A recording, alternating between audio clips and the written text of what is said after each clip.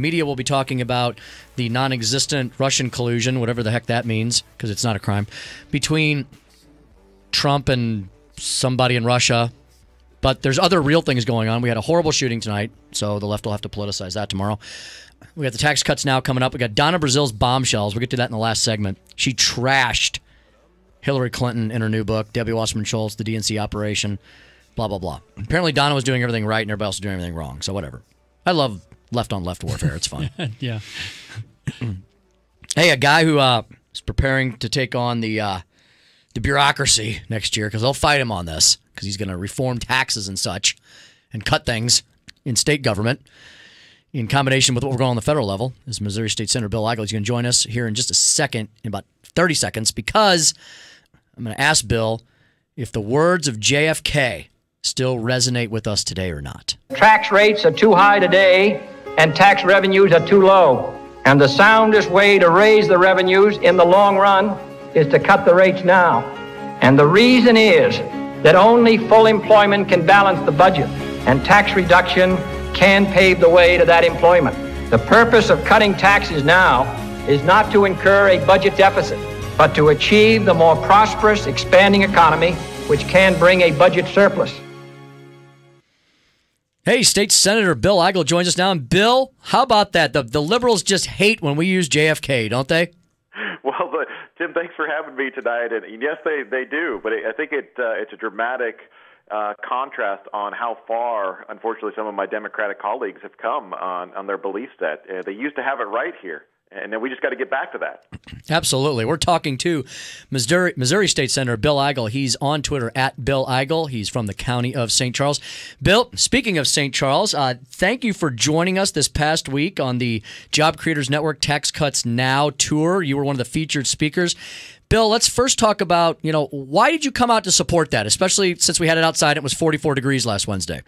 Yeah, it was a little chilly out there, but it was well worth it. And the reason that I was out there, the reason that we had a number of other elected officials out there, the reason the Tax Cuts Now bus is going around the country, I think is because right now Americans are sending more money to their state capitals, and for us that's Jefferson City, or their federal capital down in Washington, D.C., than they ever have before.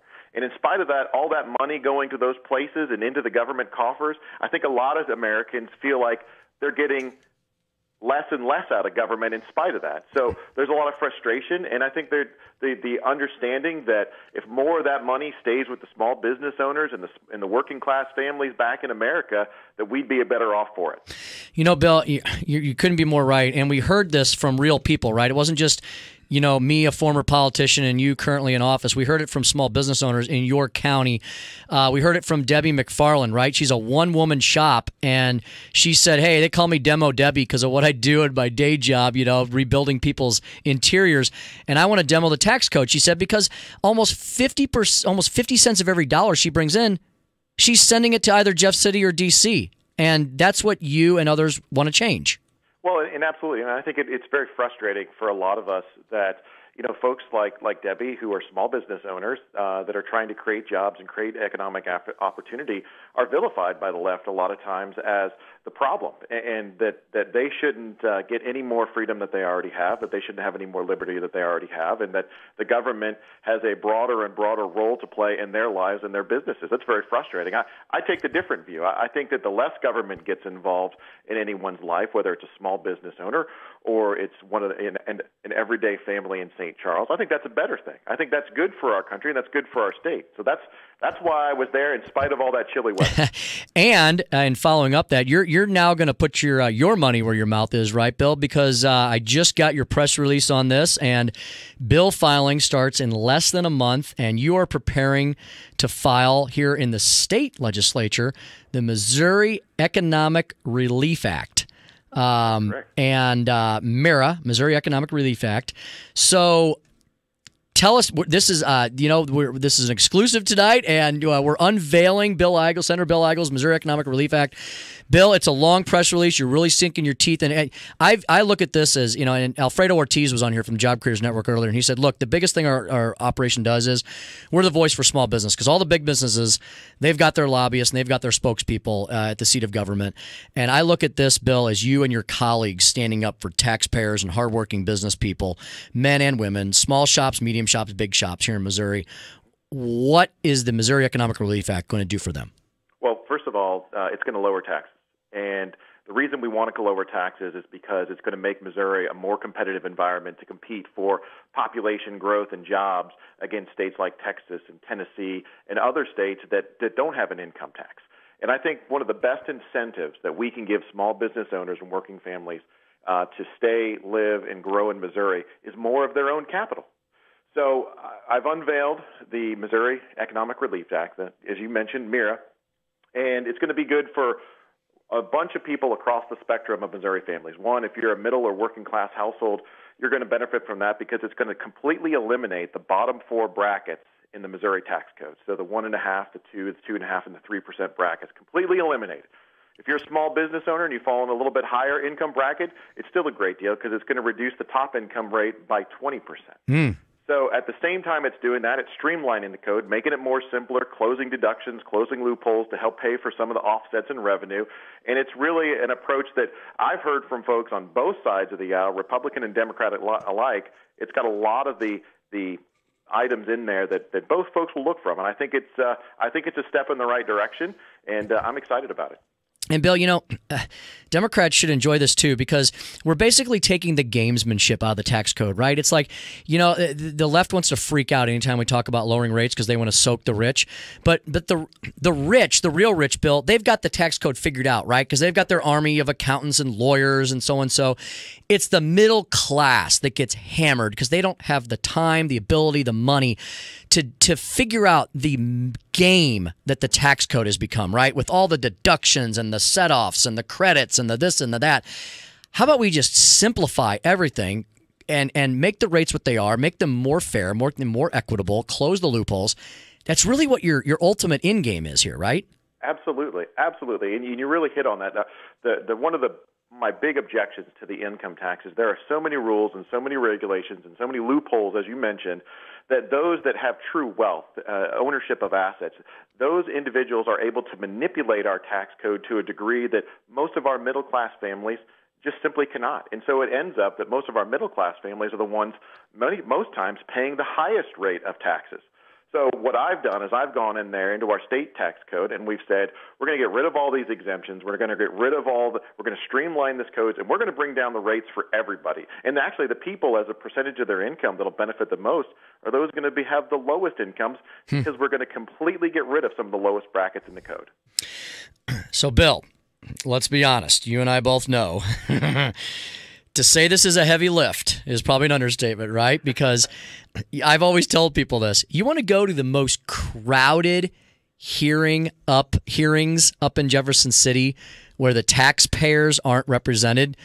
Go to the Budget Committee hearings where everybody there is representing some special interest that has some interest in some line item in some budget bill, which when you stack them up, they go, 3/4 of the way up the wall.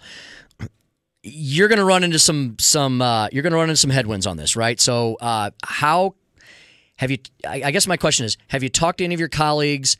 What's the excitement level for this? 72 legislative days or so once you start session. Can you get this done? Well, first of all, it's a great question. And to answer your question piece by piece, first of all, absolutely. I've been having conversations with my colleagues all summer long. In fact, I presented this plan at our winter caucus, our Senate winter caucus meetings just a couple weeks ago down in Branson. So most of the members of the Senate have already gotten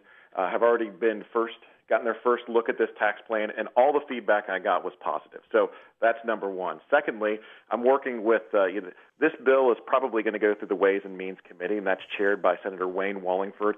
Him and I have both made an agreement that we're going to work very hard to make this the priority coming out of his committees to make it to the floor of the Senate sooner rather than later.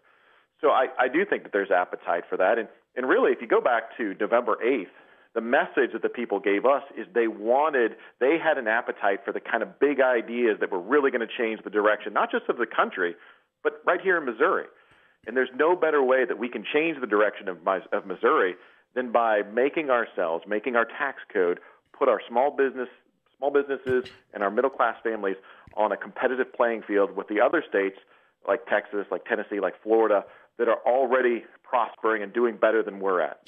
Well, so Bill, I'm excited. Yeah, Bill, you make a great point. Missourians knew exactly who they were voting for, and there were some very, very challenging primaries and generals. So all of you had to be very upfront about where you stood on things. Before you, Senator Bob Onder had a rough race. You and Senator Andrew Koenig had difficult challenges. So you were you had to identify yourselves and delineate yourselves, and people knew they were hiring, and for lack of a better word, someone who believed in cutting taxes, growing the economy, and doing it the old-fashioned way, the Reagan way, right? And so, Bill, isn't it true that when you look around the country and you look at everything, when you stop taxing income and starting to put a more fair, equitable system in place, economies do grow? Absolutely. Just to look at, I was, before I got into politics, I was a small business owner for 11 years right here in St. Charles County. My wife Amanda and I were very fortunate that our business was very successful. So a lot of the belief set that I have about where the state ought to go in terms of tax code, in terms of policy, are derived from my experience as a small business owner. And if you look, I had a saying when I ran the business that in business, if you have sales, a lot of times most everything else can be fixed. Their production issues, what have you, can be fixed. Well, in geopolitics, if you have population growth, everything else can be fixed. And if you look at the states around the country today that have the most population growth, they're the states that don't have an income tax. So you're talking about Texas, and you're talking about Nevada, and you're talking about Tennessee and Florida. And when you have population growth like that, people are coming to your area, and they're bringing new ideas. They're bringing investment capital. They're bringing new businesses and new jobs associated with those businesses. Property values are going up as new businesses and new homes are getting built. Everything is going right when you have population growth. And in fact, if you look at St. Charles County, we are a microcosm of that. St. Charles County is one of the fastest growing areas in the state. Our home values are on the rise. Businesses are moving to St. Charles County. We want to take that low tax approach that's been so successful right here and apply it in a larger template for the state of Missouri. Excellent. Ending on a very positive note, he is Senator Bill Eigel. His plan is the Missouri Economic Relief Act. Bill, I know we're going to hear a lot from you on that as you work through. So we'll have you back to give us an update when session gets rolling. And I know our listeners will be very excited to hear what's happening related to that. Thanks so much, Bill, for all your time. Thanks, Tim. Have a great night. Hey, thank you. You too. He's at Bill Eigel on Twitter, the Missouri Economic Relief Act. This is Tim Jones, The Tim Jones Show.